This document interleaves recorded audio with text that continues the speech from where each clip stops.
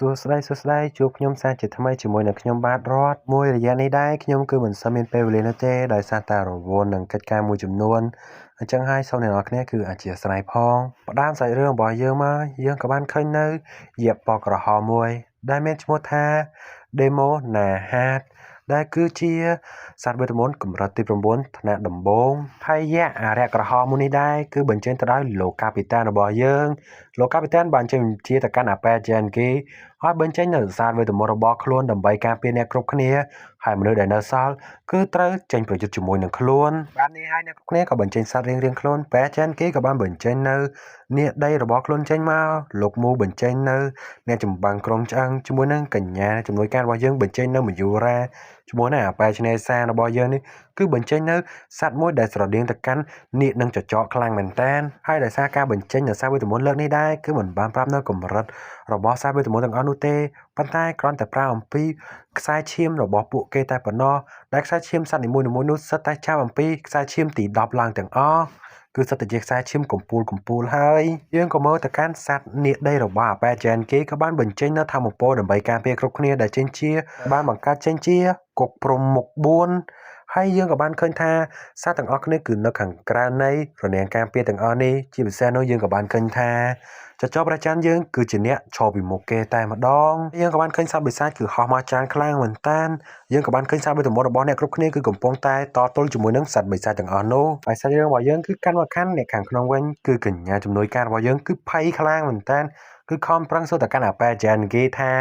រនាំងការពាររបស់សត្វវេទមន្តរបស់លោកនឹងគឺរឹងមាំដើម្បីការពារពួកយើងអត់ប៉ុន្តែអាប៉ែជែនគីគឺប្រាប់ឲ្យកុំភ័យអីសត្វវេទមន្តរបស់ខ្លួនគឺជាសត្វកម្រិតទី9ណាគ្រាន់តែការសត្វប៉ុណ្ណឹងគឺមិនអាចធ្វើអ្វីមកកាន់ពួកយើងបានទេបែបហ្នឹងហើយកញ្ញារបស់យើងក៏ចាប់ផ្ដើមបារម្ភទៅកាន់សារវេទមន្តរបស់ពួកគេម្ដងនៅខាងក្រៅបែបហ្នឹងគឺពិតជាគ្រោះថ្នាក់ណាស់ដែលចៅអាប៉ែជែនគីហ្នឹងគឺយកសារវេទមន្តរបស់ពួកគេនេះគឺចូលមកខាងក្នុងប៉ុន្តែអាប៉ែជែនគឺថាយវាគ្មានបញ្ហាឡើយសម្រាប់សាររបស់ពួកគេដែលសិតតែជាសត្វកំពូលទាំងអស់ប៉ុន្តែគេនិយាយមួយម៉ាត់បែបឌឺដងទៅកាន់ទូប្រុសតែម្ដងថាមានតែសត្វកម្រិតទី7តែប៉ុណ្ណោះដែលមើលទៅគ្មានសង្ឃឹមក្នុងការរស់នឹងឯងដែលគេគឺចង់ឌឺទៅកាន់ទូប្រុសគឺសត្វចចព្រះច័ន្ទហើយរឿងមិនសូវស្រួលអាប៉ែឆ្នេរសានក៏ចេញមកសុំអាប៉ែច័ន្ទគីតែម្ដងទៅយ៉ាងណាចចព្រះច័ន្ទក៏ជាអ្នកដែលប្រាប់ដំណឹងថានឹងមានសត្វបិសាចមកដំបងគេបង្អស់ដែរយ៉ាងណាលោកក៏មានចិត្តមេត្តាជួយវាម្ដងទៅឲ្យវាចូលមកខាងក្នុងប្រក៏ចូលមកដល់គឺប្រាប់ថាមិនចាំបាច់ទេហើយក៏អរគុណភាពចិត្តល្អរបស់ពួកគេដែលបានចង់ជួយសារវេទមន្តរបស់ខ្លួនដែរប៉ុន្តែគឺមិនបាច់បារម្ភនោះទេ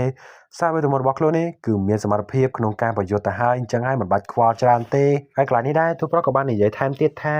ក្នុងចំណោមឈ្មោះបិសាចទាំងអស់នេះដែរគ្រាន់តែសម្រាប់មេដឹកនាំរបស់វាទៅគឺសង្គ្រាមរវាងសត្វបិសាចទាំងអស់នេះក៏ចប់ផងដែរពួកអាកូនចៅនឹងគ្មានអ្វីក្រៅពីបែកឈ្វងតែប៉ុណ្ណោះនិយាយបែបហ្នឹងទេតែមើលទៅដូចជាធ្វើស្រួលខ្លាំងណាស់អញ្ចឹងដែលធ្វើឲ្យអាប៉ែជែនគីគឺក្តៅខ្លាំងមែនទែនជាមួយនឹងតួប្រប៉ុន្តែมันអាចតវ៉ាអ្វីច្រើននោះទេហើយស្របពេលគ្នាយើងក៏បានឃើញអញប្រតិចាមួយរបស់យើងគឺមកសម្រួលអារម្មណ៍ទៅកាន់អាប៉ែជែនគីហើយកុំអោយកាត់រឿងរបស់ទូប្រុសនេះគឺនាំតែក្តៅក្រហាយច្រើនអីហើយគឺថាយសាររបស់ទូប្រុសនេះក៏ជាសត្វកម្រិតទី7តែប៉ុណ្ណោះទោះបីលើសនឹងកម្រិតទី8ក៏ដោយក៏ប្រហែលជាមិនមានសមត្ថភាពរស់ដល់ថ្ងៃស្អែកដែរសង្ស័យ700បារីអញ្ចឹងហើយអាប៉ែ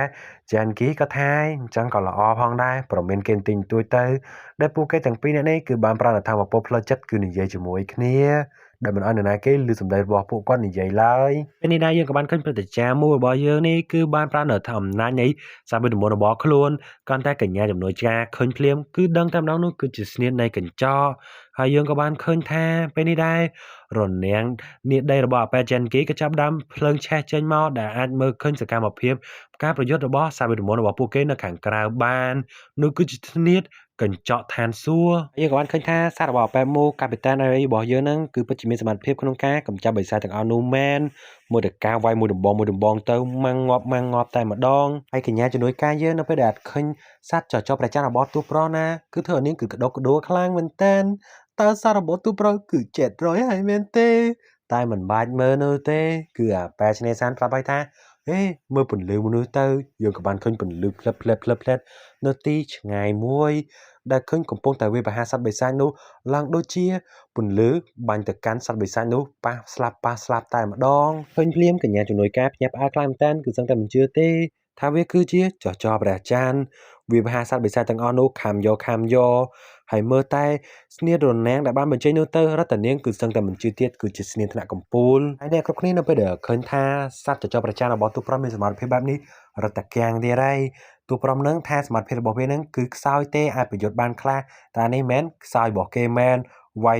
យកកម្លាំងគឺសឹងតែខ្លាំងជាងសត្វវេទមន្តរបស់ពួកគេដែលជាថ្នាក់កំពូលទៅទៀតហើយស្របពេលគ្នាដែរយើងក៏បានឃើញអាមេធំគេគឺមកដល់ហើយដោះពុកមាត់ស្នែងអីមកឡើងមកស្អាតតែម្ដងដែលទទួលអាហារសនាមថាគឺជាព្រះអង្គម្ចាស់នៃខ្យល់ព្យុះហើយវាគឺបានប្រើកន្ទុយគឺវាប្រហារទៅកាន់ចចព្រះច័ន្ទដែលកំពុងតែវាប្រហារទៅកាន់កូនចៅរបស់វាការមួយវាប្រហារមួយនេះដែរមិនថាគ្នាគេគ្នាឯងទេគឺត្រូវទាំងអស់តែម្ដងសូម្បីតែសមាជិករបស់ទូប្រុសនេះគឺសឹងតែមិនជឿនោះទេការវិភាគនេះគឺខ្លាំងពេកហើយសង្ស័យតែមួយការវិភាគនេះគឺជេតរយទាំងចចព្រះច័ន្ទទៀតប៉ុន្តែជាក់ស្ដែងមិនដោយការគិតនោះទេគឺមិនអាចធ្វើអ្វីសូម្បីតែរនាំងរបស់ចចព្រះច័ន្ទយើងបានផងនឹងគឺទៅធម្ម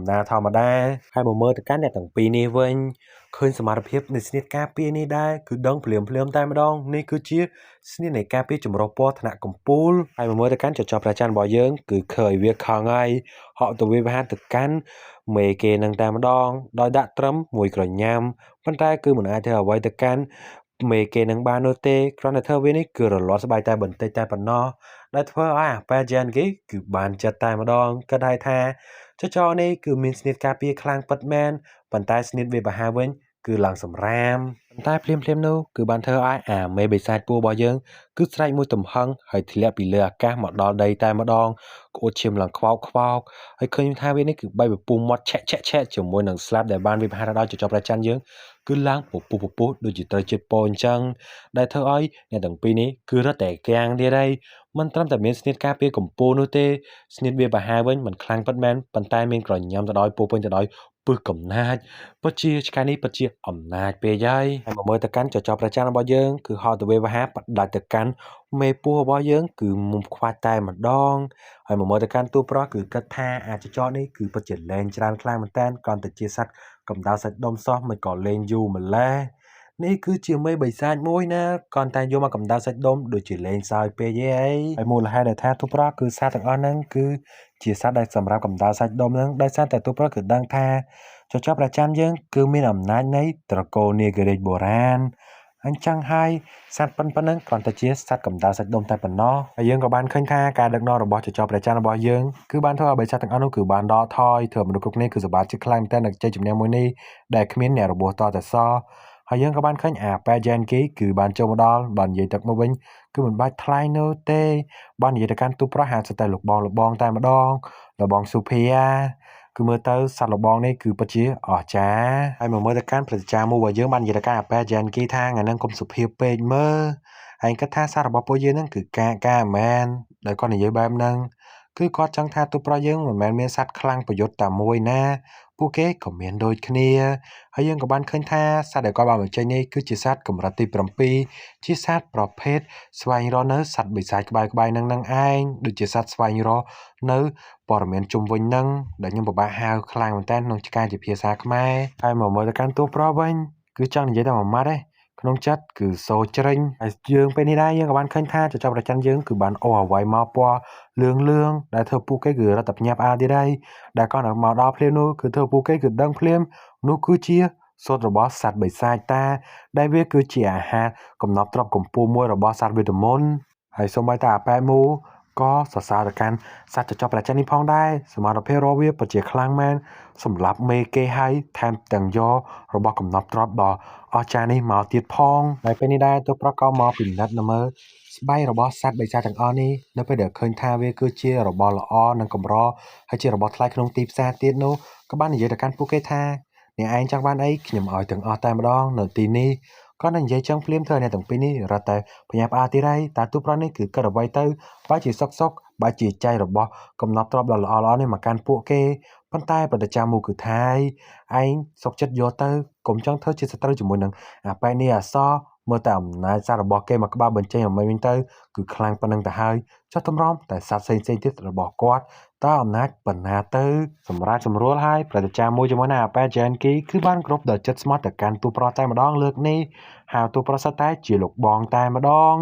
លោកបងមិនថាលោកបងចង់បានអ្វីនោះទេចេញបញ្ជាមកខ្ញុំនឹងការពារលោកបងនឹងធ្វើតាមសម្ដីរបស់លោកបងគ្រប់យ៉ាងតែម្ដងទោះប្រតែមិនបានដល់ថ្នាក់នឹងពេកទេអីតែមុននឹងចប់វីដេអូគឺនេះជា QR code របស់ខ្ញុំប្រសិនបើអ្នកនរគ្នាគឺចង់ឧបត្ថម្ភខ្ញុំអីគឺអាចឧបត្ថម្ភតាមនេះបាន